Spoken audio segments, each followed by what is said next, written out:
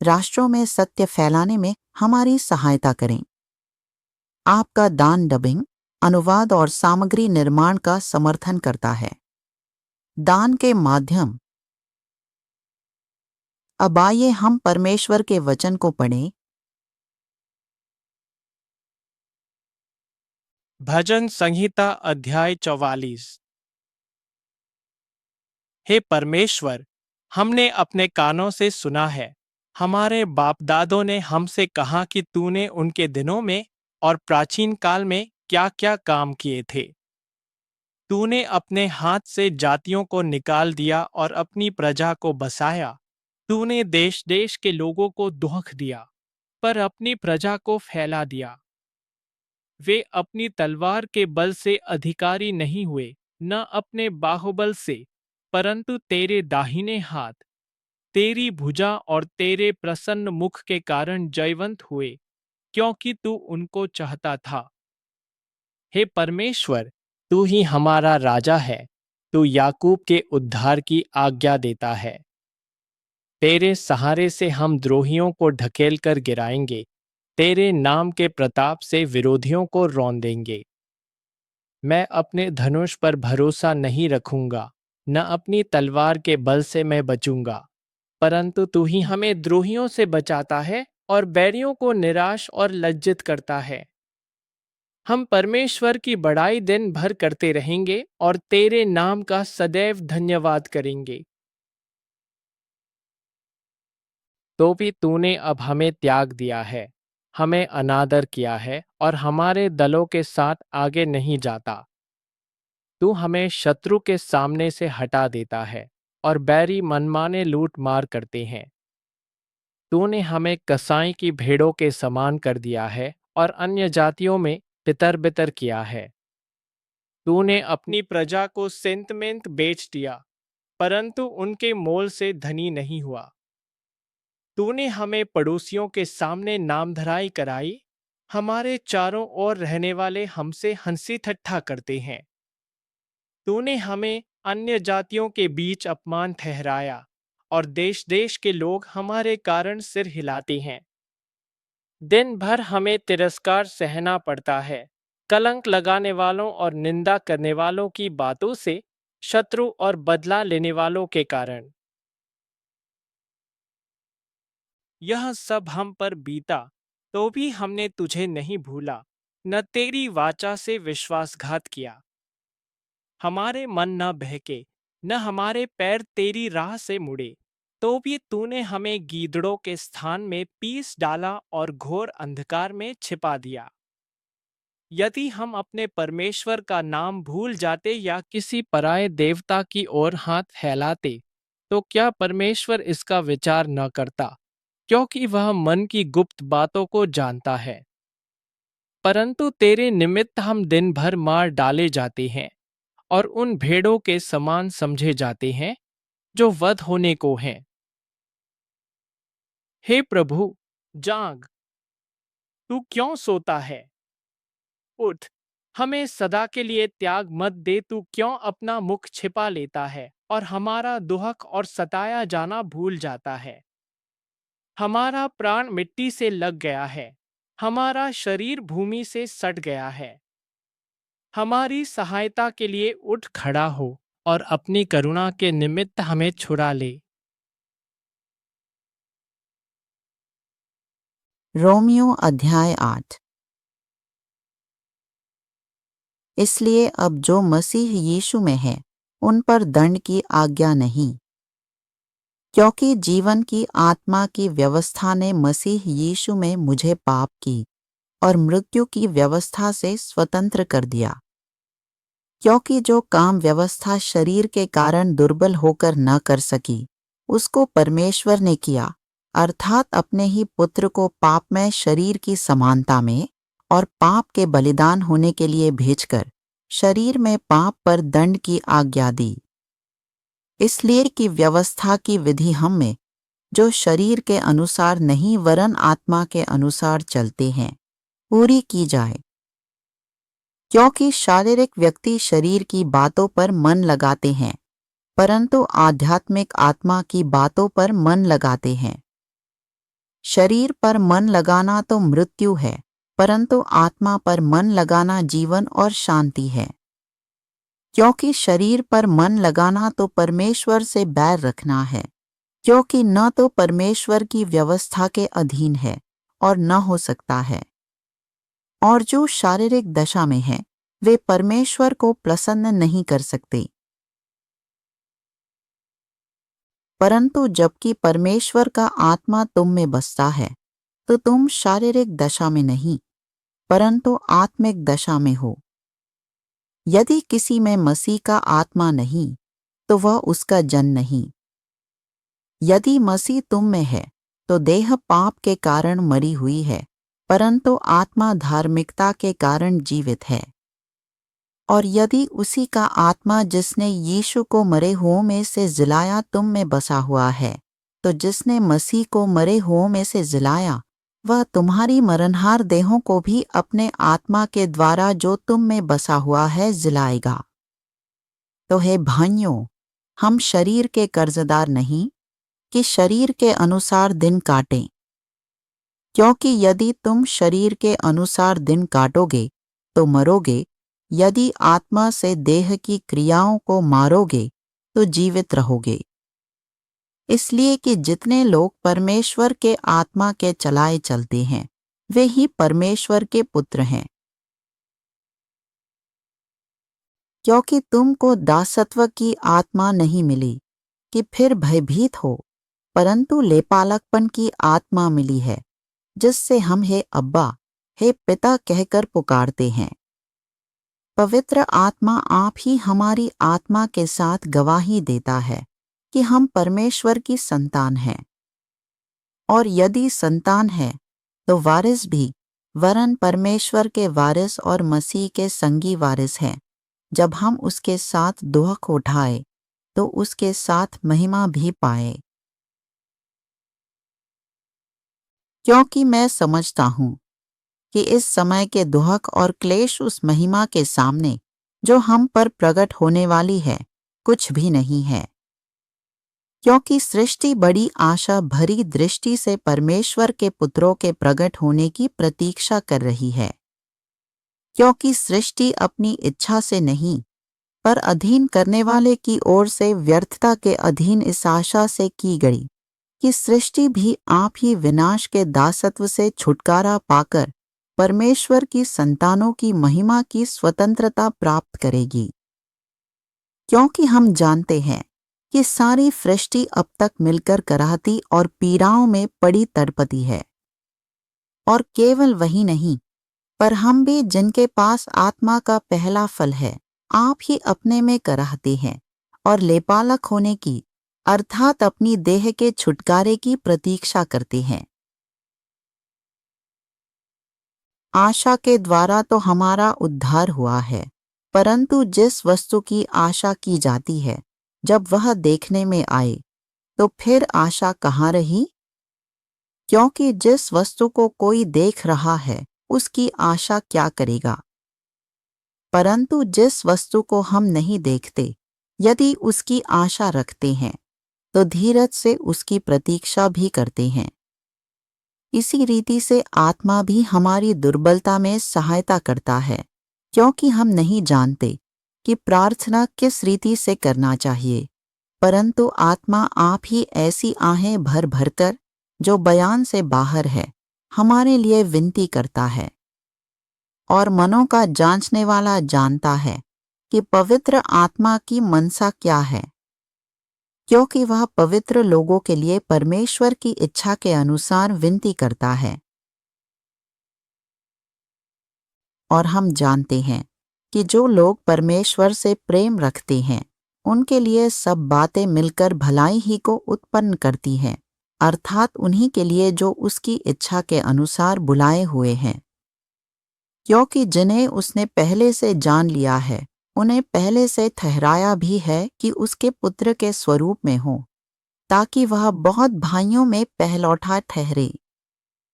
फिर जिन्हें उसने पहले से ठहराया उन्हें बुलाया भी, और जिन्हें बुलाया उन्हें धर्मी भी ठहराया, और जिन्हें धर्मी ठहराया उन्हें महिमा भी दी है। तो हम इन बातों के विषय में क्या कहें? यदि परमेश्वर हमारी ओर है, तो हमारा विरोधी कौन हो सकता है? जिसने अपने निज पुत्र को भी न रख छोड़ा, परंतु उसे हम सब के लिए दे दिया, वह उसके साथ हमें और सब कुछ क्यों न देगा? परमेश्वर के चुने हुओं पर दोष कौन लगाएगा? परमेश्वर वह है जो उनको धर्मी ठहराने वाला है। फिर कौन है जो दंड की आज्ञा देगा? मसीह वह है जो मर गया, वरन मुर्दों में से जी भी उठा और परमेश्वर की दाहिनी ओर है और हमारे लिए निवेदन भी करता है। कौन हमको मसीह के प्रेम से अलग करेगा? या क्लेश, या संकट, या उपद्रव, या अकाल, या नंगाई, या जोखिम, या तलवार? जैसा लिखा है, तेरे लिए हम दिन भर मार डाले जाते हैं, हम वध होने वाली भेड़ों के समान गिने गए हैं। परंतु इन सब बातों में हम उसके द्वारा जिसने हमसे प्रेम किया है, विजेता से भी बढ़कर हैं। क्योंकि मैं निश्चय जानता हूं कि न मृत्यु, न जीवन, न स्वर्गदूत, न प्रधानताएं, न वर्तमान, न भविष्य, न सामर्थ्य, न ऊंचाई, न गहराई और न कोई और सृष्टि हमें परमेश्वर के प्रेम से जो हमारे प्रभु मसीह यीशु में है अलग कर सकेगी।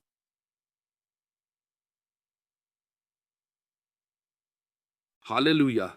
जब हम प्रेम के साथ और प्रभु यीशु में गहरी आशा के साथ परमेश्वर के पास आते हैं, तो उसका वचन हर दिन नया होता है। उसी में हम सचमुच प्रतिदिन विजयी जीवन जी सकते हैं। विजयी जीवन कुछ बहुत सुंदर है और ऐसा जीवन है जिसकी हमारे हृदय को लालसा रहती है। लेकिन विजयी जीवन का सचमुच क्या अर्थ है? ये कुछ ऐसा दिख सकता है। तुम्हारा कर्जों के साथ संघर्ष ठीक प्रकार से सुलझ जाता है। तुम अपने बच्चों को इस तरह पालते पोषते और शिक्षित करते हो कि वे अपनी पढ़ाई पूरी करके अच्छी नौकरी पाते हैं। जब तुम्हारे विवाह में समस्याएं होती है, तो अचानक परमेश्वर तुम्हें गहरी शांति देता है और पवित्र आत्मा तुम्हारे हृदय को शांत करता है। जीवन के हर प्रकार के संघर्ष के बीच तुम देखते हो कि परमेश्वर तुम्हें विजय की ओर ले जा रहा है। विजय का अर्थ है कि तुम्हारी आशाएं इस प्रकार पूरी होती हैं कि तुम्हारा भीतर का मन सचमुच तृप्त हो जाता है। इसके आगे हर कोई जीतना चाहता है, पर बहुत बार हम इसका उल्टा अनुभव करते हैं। हम अपने आप को पराजित महसूस करते हैं। वैवाहिक समस्याएं लंबे समय तक चलती हैं और अंत में तलाक में बदल जाती हैं। बच्चों के साथ समस्याएं इतनी गंभीर हो जाती हैं कि ऐसा लगता है मानो वे हमारे जीवन से गायब में लगते हैं, हो गए हो। कभी कभी विपत्तियां हमारे परिवारों पर आ गिरती हैं। बहुत से क्षेत्रों में हमें ऐसा लगता है कि हम बार बार हार रहे हैं, पर असली पराजय केवल यह नहीं है कि हम बीमार हों और मर जाएं, या यह कि परिस्थिति वैसी न बने जैसी हमने प्रार्थना में मांगी थी। असली पराजय तब आती है जब हम गलत ढंग से प्रतिक्रिया करते हैं। क्रोध, कड़वाहट, रंजिश और ना माफ करने से एक गलत प्रतिक्रिया अगली पापपूर्ण प्रतिक्रिया को जन्म देती है, और वह पाप फिर एक और गलत प्रतिक्रिया से मिलता है। यह एक ऐसा चक्र बन जाता है जो कभी समाप्त नहीं होता। इसके विपरीत, जब हम जीतते हैं, तब हम सही ढंग से प्रतिक्रिया करते हैं। हम आनंद से, धन्यवाद के साथ और इस समझ के साथ उत्तर देते हैं कि परमेश्वर सब बातों को मिलकर हमारे भले के लिए कार्य कर रहा है। तब विजय पर विजय अपने आप बहने लगती है, बहुत ही अद्भुत तरीकों से। इसलिए हमें मुझे जीतना ही है पर या केवल अंतिम परिणाम पर ध्यान नहीं लगाना चाहिए। मसीही जीवन एक जीवन मार्ग है, केवल एक धार्मिक लेबल नहीं। यह ऐसा नहीं है जैसे कोई गुफा में जाए और अचानक भविष्यद्वक्ता बनकर बाहर निकले, या कोई गुफा में कोई जादुई चिराग पाले और क्षण भर में सफल हो जाए। मसीही जीवन ऐसा नहीं है। मसीही जीवन एक प्रक्रिया है।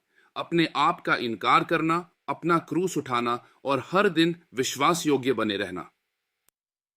यही पर बात का मर्म है। भाइयों बहनों, हम सीख रहे हैं कि अपने आप का इनकार करना और क्रूस उठाना रोज रोज का बुलावा है। जो व्यक्ति वास्तव में अपने आप को इनकार करता है और हर दिन अपना क्रूस उठाता है, वही सही मार्ग पर चल रहा है।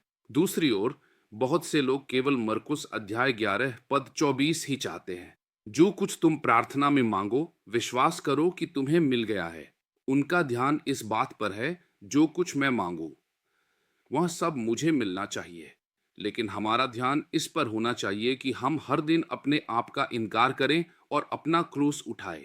जब हम वास्तव में ऐसा करते हैं और प्रार्थना करते हैं, तो हमें पता होता है कि हमारी प्रार्थनाएं परमेश्वर को भाती है और वही स्वयं कार्य करेगा।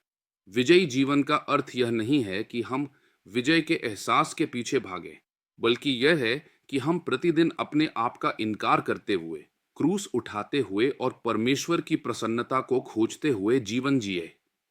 वो फिर परमेश्वर की प्रसन्नता क्या है? वह प्रेम और पवित्रता है। बात इतनी सीधी और सरल है।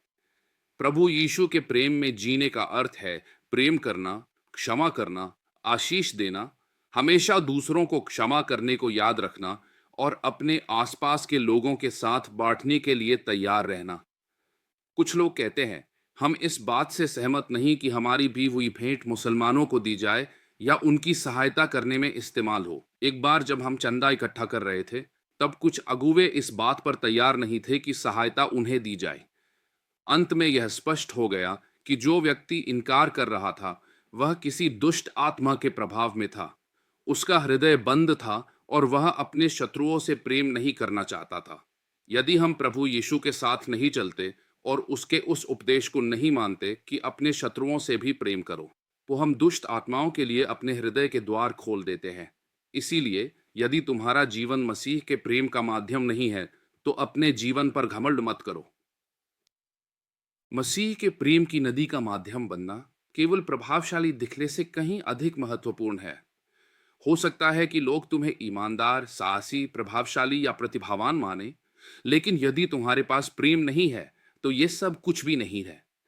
पहला कुरिन्थियों अध्याय 15 हमें याद दिलाता है कि यदि हमारे पास बहुत से वरदान और योग्यताएं हों, परंतु प्रेम न हो, तो हम केवल झनझनाती झांझ या ठनकता हुआ घंटा है। हमारी आवाज ऊंची है, लेकिन भीतर से खाली है। इसलिए परमेश्वर की प्रसन्नता को ढूंढना सीखो, अपने हृदय में प्रेम को संभाल कर रखकर। दो सरल लेकिन अत्यंत महत्वपूर्ण बातों से शुरू करो, डायकोनिया और दूसरों की सहायता और क्षमा। इन दो बातों से मसीह की जैसी और बहुत सी प्रवृत्तियां निकलती हैं। सेवा करो, क्षमा करो और पवित्रता में जियो, अपनी इच्छाओं के पीछे नहीं, बल्कि उसकी अगुवाई के पीछे जो स्वयं प्रेम है। कुछ लोग शिकायत करते हैं, यह बहुत कठिन है, मैं अभी अविवाहित हूं, मुझे जीवन साथी चाहिए, मेरी बहुत सी इच्छाएं हैं, मैं ये सब कैसे करूं? समस्या प्राय हमारी गलत दृष्टि से शुरू होती है। हम अपना ध्यान पाप पर लगाते हैं। मुझे इस पाप में नहीं गिरना है, मुझे उस पाप के विरुद्ध लड़ना है। जितना अधिक हम पाप पर नजर गड़ाते हैं, उतना ही वह हमें अपनी तरफ खींचता है। यह दलदल या धंसती रेत जैसा है। जितना अधिक तुम अपनी ताकत से जूझते हो, उतना ही गहराई में डूबते जाते हो। यदि कोई पहले ही दलदल में फंसा है, तो वह मनमाने ढंग से हाथ पाव नहीं मार सकता। उसे अपने बाहर कुछ ढूंढना होगा जिसके सहारे वह पकड़ सके, कुछ ऐसा जो ठोस और मजबूत हो और उसे बाहर खींच सके। हमें जिस चीज को पकड़ना है, वह है प्रभु यीशु का प्रेम, प्रभु यीशु का हाथ और प्रभु यीशु की सहायता। अपना ध्यान उस पर लगाओ जो तुम्हारे बाहर है, न कि उस फंदे पर जो तुम्हें भीतर पकड़े हुए है। जब तुम्हारा ध्यान प्रभु पर होता है, तो एक दिन तुम पाएंगे कि तुम उस फंदे से निकल चुके हो। यह इसलिए नहीं कि तुमने दलदल के भीतर और ज्यादा हलचल की, बल्कि इसलिए कि तुमने उसे कसकर पकड़े रखा। कितना सुंदर है जब हम सीखते हैं कि परमेश्वर को प्रसन्न करने वाला जीवन कैसे जिया जाए। परमेश्वर की प्रसन्नता को खोजो और तुम जीवित रहोगे। परमेश्वर की प्रसन्नता को खोजो और तुम जीतोगे। परमेश्वर की प्रसन्नता को खोजो और तुम दिन प्रतिदिन विजय में चलते रहोगे।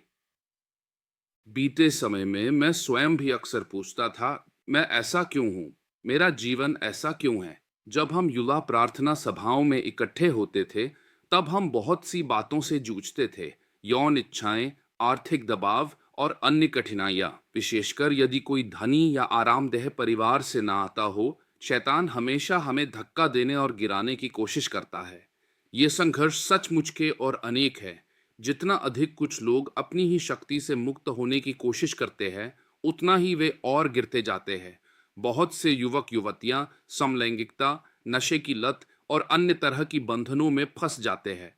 मैंने अपने मित्रों को देखा है जो पूरी ताकत से स्वतंत्र होना चाहते थे, पर वे और अधिक उलझते गए। सेवा में एक बार मुझसे कहा गया कि मैं परमेश्वर के एक दास के दत्तक लिए हुए बेटे के साथ रहूं और उस पर ध्यान दूं। मैंने उसे ध्यान से देखा और अपने आप से पूछा, उसकी गलती कहाँ है? वह नशे से मुक्त होना चाहता था, लेकिन उसका तरीका गलत था, क्योंकि वह केवल अपनी इच्छाओं को अपनी इच्छा शक्ति से दबाने का प्रयास कर रहा था। मैंने उससे कहा, तुम्हें एक डेस्टिनी, एक जीवन उद्देश्य की जरूरत है। तुम्हें जीवन का एक लक्ष्य चाहिए। यदि तुम्हारे पास ऐसा लक्ष्य हो जो सचमुच स्वर्ग से हो, तो तुम उसके लिए मरने तक को तैयार रहोगे। उसकी तुलना में तुम्हारा व्यसन के साथ संघर्ष, तुम्हारा उन सुन्न कर देने वाली दवाओं पर निर्भर रहना छोड़ना कहीं आसान हो जाएगा। मैं चिकित्सा डिटॉक्स या पुनर्वास केंद्रों के महत्व को कम नहीं आंकता, वे बहुत जरूरी है। लेकिन यदि केवल वही हो और कोई आत्मिक डेस्टिनी ना हो, तो व्यक्ति फिर से पुराने ढर्रे पर लौट सकता है। जब तुम्हारे पास परमेश्वर में एक मजबूत डेस्टिनी होती है, तो वही डेस्टिनी तुम्हारे लिए जैसे औषधि बन जाती है। तुम्हारी डेस्टिनी तुम्हें परमेश्वर की ओर दौड़ने के लिए प्रेरित करती है, ठीक वैसे ही जैसे प्रेरित पौलुस के हृदय में यह गहरा लालसा था कि वह उस योजना को पूरा करे जो परमेश्वर ने उसके जीवन के लिए ठहराई थी। असली प्रश्न यह है, तुम्हारी डेस्टिनी क्या है? प्रतिज्ञा की हुई भूमि डेस्टिनी का चित्र है। डेस्टिनी वही प्रतिज्ञा की हुई भूमि है जिसे परमेश्वर ने तुम्हारे जीवन के लिए तैयार किया है। फिर हम उसकी ओर कैसे चलते हैं? इस तरह प्रार्थना करो, हे प्रभु, मैं क्यों जन्मा हूं? मेरा डेस्टिनी क्या है? जब तुम अपनी डेस्टिनी को जानना और उसमें जीवन बिताना सीखते हो, तब तुम विजय का अनुभव करोगे, क्योंकि डेस्टिनी तुम्हारे जीवन पर परमेश्वर की प्रसन्नता की अभिव्यक्ति है। वह बिंदु जहां तुम परमेश्वर को भाते हो और वह विशेष काम करते हो जो उसने तुम्हें सौंपा है। यह केवल सामान्य आज्ञाओं जैसे मत हत्या कर, मत चोरी कर से कहीं अधिक है। डेस्टिनी और अधिक विशिष्ट है। उदाहरण के लिए, पौलुस, तेरा नाम योसेफ है, तू राष्ट्रों को भोजन कराने के लिए बुलाया गया है। यह है डेस्टिनी। तो फिर तुम्हारी डेस्टिनी क्या है? संभव है कि तुम्हारी डेस्टिनी ये हो कि तुम पृथ्वी के छोर तक जाओ, जैसे पापुआ में सेवा करने के लिए, या शायद वह अब्राहम के समान हो, बहुत सी जातियों के लिए आशीष बनना। तुम बहुत धनी भी हो सकते हो, फिर भी सादगी से जीते हो और अपने धन का उपयोग बहुत सी जातियों को आशीषित करने के लिए करते हो।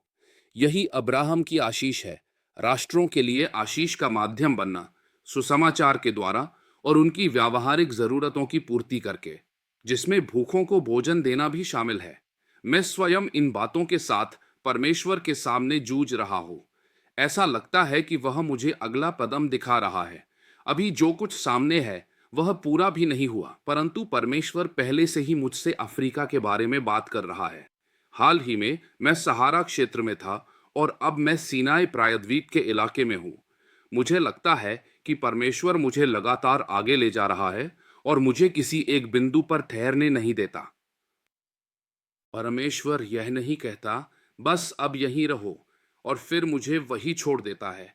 नहीं, वह आगे भी मार्गदर्शन करता है।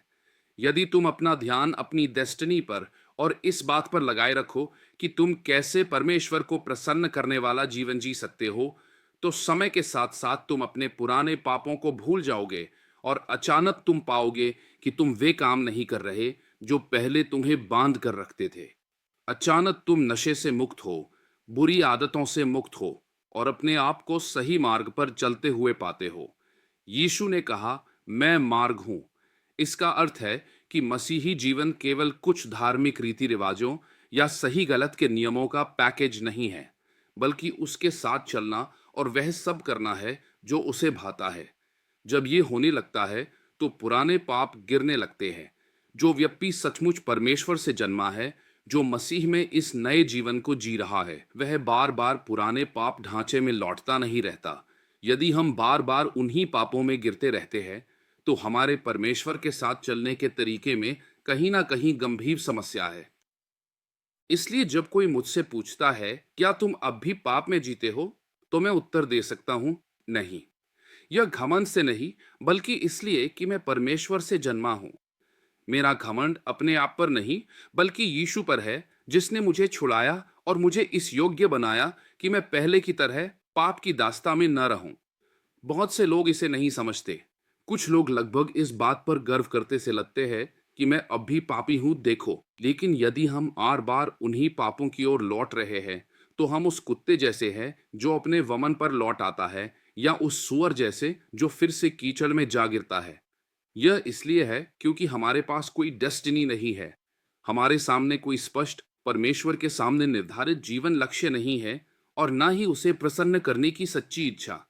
हम केवल तुरंत परिणाम चाहते हैं। मैं बस जल्दी जीतना चाहता हूं, और परिणाम उसका उल्टा होता है, पराजय। जितना अधिक हम अपनी शक्ति से पाप के झाड़ीदार जंगल से बाहर आने की कोशिश करते हैं, उतना ही उसमें फंसते जाते हैं। यदि हम किसी घने झाड़ झंखाड़ से बाहर निकलना चाहते हैं और बस बेतरतीब ढंग से हाथ पांव मारते हैं, तो हम और फंसते जाते हैं। इसके विपरीत, यदि हम अंधेरे जंगल में हो, तो हमें प्रकाश की खोज करनी चाहिए। जब तुम प्रकाश को पाते हो और उसकी ओर चलते हो, तो तुम रास्ता ढूंढ लोगे। इसी तरह आत्मिक दलदल में भी है। किसी ऐसी चीज की खोज करो जिसे तुम पकड़ सको, अर्थात यीशु मसीह। न कि केवल गड्ढे के भीतर जूझते रहो आधी तूफान के बीच। केवल यह मत चिल्लाओ कि मुझे इस तूफान से निकाल दो। यह समझो कि प्रभु तुम्हारे जीवन की नाव में तुम्हारे साथ है। भरोसा रखो कि वही तूफान जिससे तुम डरते हो, वह औजार हो सकता है जिसे परमेश्वर तुम्हारे जीवन को उस डेस्टिनी की ओर मोड़ने के लिए इस्तेमाल करता है जो उसने तुम्हारे लिए ठहराई है।